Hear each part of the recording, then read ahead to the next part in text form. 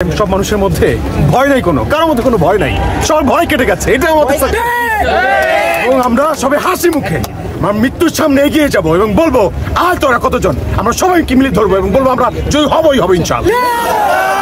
আমরা যখন মরতে শিখে গেছি কেউ আমাদেরকে দাবা রাখতে পারবে না ইনশাআল্লাহ।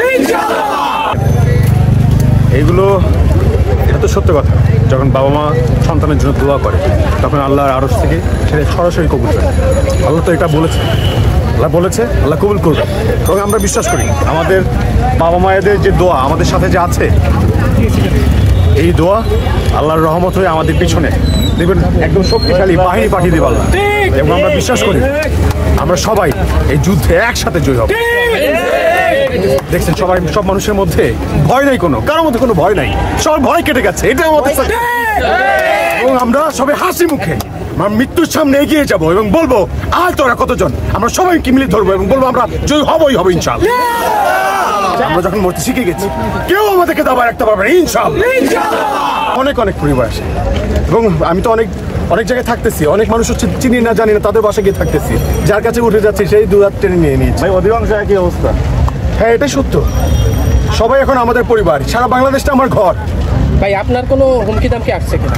কতগুলো মামলা খেয়ে বসে আছি, হুমকি দামকি প্রতিদিন হচ্ছে, টেনে নেওয়ার চেষ্টা করতেছে। আপনারা তো দেখতেই পাচ্ছেন সোশ্যাল মিডিয়া খুললে, ওদেরকে আমরা ভয় পাই না, তাই বলে এটুকু শুধু মাথা রাখবেন আমরা কাউকে ভয় পাই না। এখন আমার জানা মতে আমি শুনেছি 4টা, হয়তো এর চাইতে বেশি হতে পারে, তবে অজ্ঞাত মামলা তো অনেকগুলো। হ্যাঁ, অজ্ঞাত মামলা তো অনেকগুলো, কখন কোনটা দিয়ে নিয়ে যায় ওদের ইচ্ছা। সবাই তো হচ্ছে এখন মহারানীর ইচ্ছা, স্বৈরাচারের ইচ্ছা। ঠিক আছে, ওকে।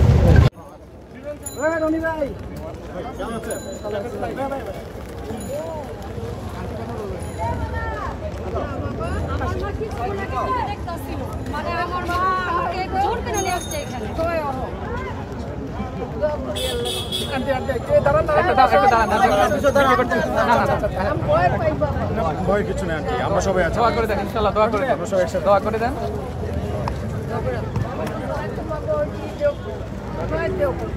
আমাদের যে ভাইরা মারা গেছেন তাদের জন্য দোয়া করেন।